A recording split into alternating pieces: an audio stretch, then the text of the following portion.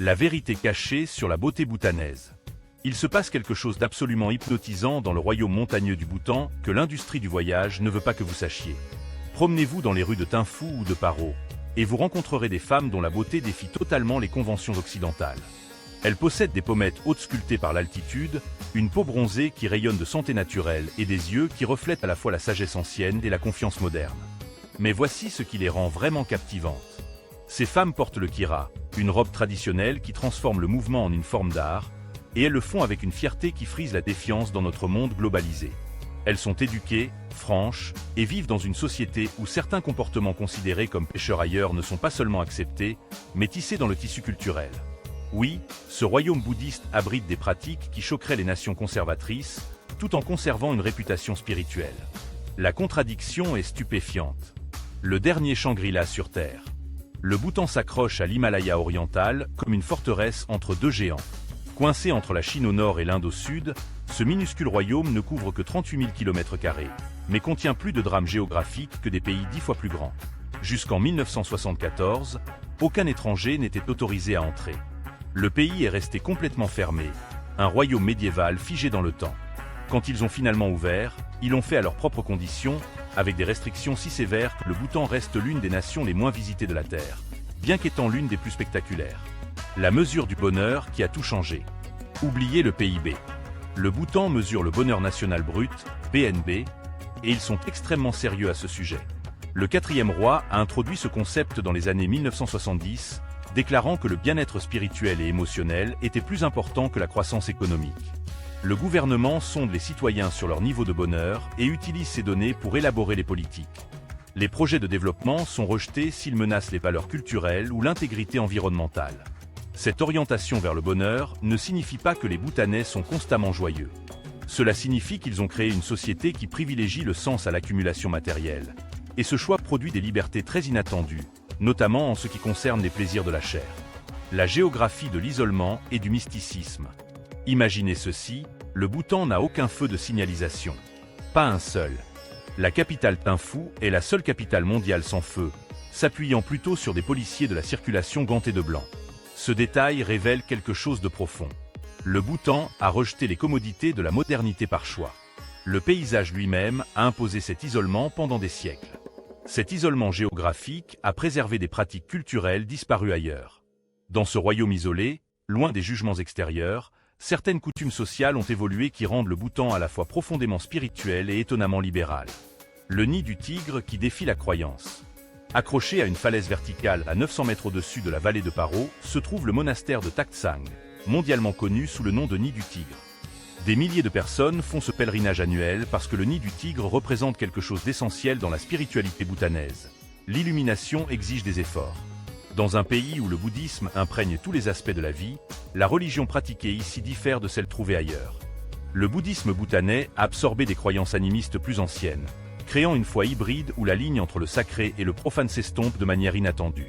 L'obsession du symbole phallique dont personne ne parle. C'est ici que la réputation pécheresse du Bhoutan commence à prendre sens. Dans tout le royaume, vous rencontrerez quelque chose qui choque les nouveaux visiteurs, des phallus. Peints sur les murs des maisons, sculptés dans le bois, accrochés au toit. Des représentations géantes, colorées et souvent exagérées de l'anatomie masculine sont partout, et les Bhoutanais les traitent comme une décoration intérieure ordinaire. C'est du symbolisme sacré. La tradition remonte à Drukpa Kunli, un maître bouddhiste du XVe siècle connu sous le nom de « fou divin », qui enseignait l'illumination par un comportement scandaleux et une prouesse sexuelle légendaire. Ces enseignements ont créé une forme de bouddhisme où la sexualité n'est pas honteuse, mais sacrée. Le système de mariage qui choque le monde. La société bhoutanaise traditionnelle pratique quelque chose qui scandaliserait la majeure partie du monde. La chasse nocturne, ou bomna, reste un rituel de courtoisie accepté où les jeunes hommes se glissent la nuit dans les chambres des femmes. De plus, le Bhoutan pratiquait historiquement la polyandrie, où une femme épousait plusieurs frères. De plus, le divorce ne comporte aucun stigmate. Les couples se séparent avec désinvolture, restant souvent amis. Les enfants nés hors mariage n'encourent aucune sanction sociale. Ce libéralisme sexuel existe parallèlement à une profonde dévotion bouddhiste. Pour les Bhoutanais, la spiritualité et la sexualité occupent des domaines différents qui ne sont pas en conflit. Les femmes qui dirigent tout. Les femmes bhoutanaises possèdent un statut qui choquerait les pays voisins. Elles héritent de biens à égalité avec leurs frères. Elles contrôlent les finances du ménage. Elles travaillent dans toutes les professions. Cette égalité n'est pas récente. Le système de polyandrie a fait des femmes les chefs de familles élargies. Le résultat ? Des femmes qui se déplacent dans le monde avec une remarquable assurance et confiance. Elles sont directes dans la conversation et ambitieuses. Ces femmes, vêtues de leur kira traditionnel, représentent quelque chose de rare. Une culture où la féminité n'est pas synonyme de soumission. La politique touristique qui vous tient à l'écart. Le Bhoutan facture des frais journaliers minimums d'environ 2 cents à 250 $, ou 185 à 230 € par personne pour le privilège de visiter. Ce n'est pas un coût d'hôtel. C'est une taxe gouvernementale obligatoire couvrant l'hébergement, la nourriture et le guide. Le Bhoutan décourage activement les touristes par le prix. Ils ont décidé de privilégier la qualité à la quantité, n'autorisant qu'environ 300 000 visiteurs par an. Cette politique protège leur culture, mais crée aussi un air d'exclusivité et de mystère. La géographie sacrée du royaume du dragon. Le Bhoutan s'appelle Drukgyul, le pays du dragon tonnerre. Le point culminant, le Gangkar-pu en Somme, atteint 7570 mètres et détient une distinction unique. C'est la plus haute montagne non gravie du monde, et elle le restera pour toujours car le Bhoutan a interdit l'alpinisme sur les sommets de plus de 6000 mètres. Pourquoi ? Les montagnes sont sacrées. Les dieux y vivent. Grimper serait un sacrilège. Le paradoxe est là. Cette même nation qui considère les montagnes comme sacrées autorise des libertés sexuelles qui provoqueraient des émeutes ailleurs. Le festival où les masques racontent des histoires interdites. Les festivals religieux du Bhoutan, appelés Tsechu, mélangent le sacré et le profane.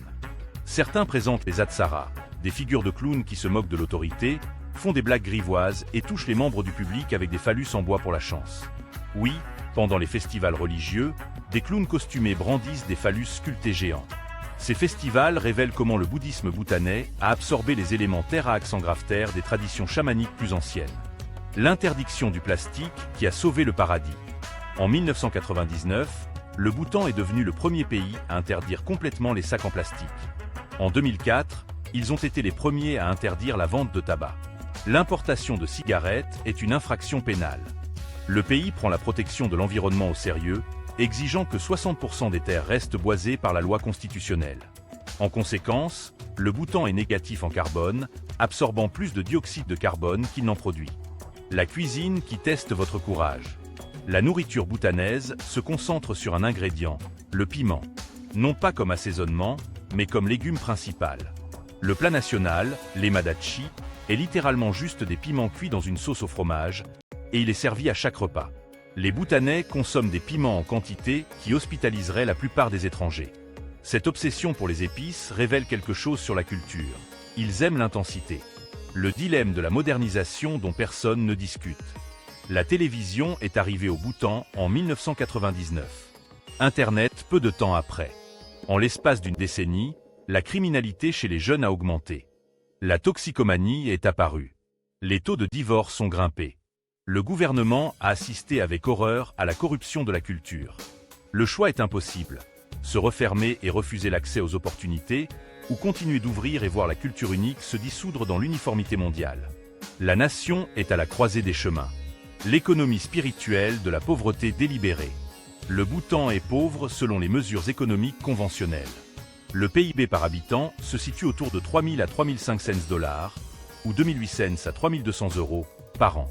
Pourtant, lorsque les organisations internationales évaluent la satisfaction de vivre, les Bhoutanais signalent des niveaux de bonheur qui rivalisent avec des nations beaucoup plus riches. Comment ? Ils ont intériorisé l'enseignement bouddhiste selon lequel la souffrance vient du désir. Lorsque la communauté et la spiritualité donnent un sens, l'argent devient moins important. Mais cette philosophie est mise à l'épreuve par l'ère d'Instagram. La véritable histoire derrière l'étiquette pécheresse. Alors, pourquoi appeler le Bhoutan pécheur ? Parce que cette nation, que les étrangers idéalisent comme un paradis bouddhiste, abrite des libertés que les sociétés conservatrices condamneraient comme immorales. Relations prénuptiales occasionnelles, divorce libéral, polyandrie, culte phallique. Pourtant, les Bhoutanais ne voient aucune contradiction entre ces pratiques et une profonde spiritualité. Leur bouddhisme a absorbé les traditions tantriques qui considèrent l'énergie sexuelle comme une force sacrée. Le péché n'est pas dans leur comportement, mais dans les projections et les jugements des étrangers. À votre tour de partager votre perspective. Voilà. 15 faits époustouflants sur le Bhoutan qui révèlent un royaume bien plus complexe et fascinant que ne le suggère n'importe quel dépliant touristique. Des femmes qui ont hérité de siècles d'égalité des sexes aux libertés sexuelles, qui coexistent avec la dévotion bouddhiste. Maintenant, nous voulons vous entendre. De quelle ville ou de quel pays regardez-vous ceci en ce moment? Qu'est-ce qui vous a le plus surpris au Bhoutan? Un pays comme celui-ci a-t-il une chance de survivre dans notre monde moderne? Laissez vos pensées dans les commentaires ci-dessous.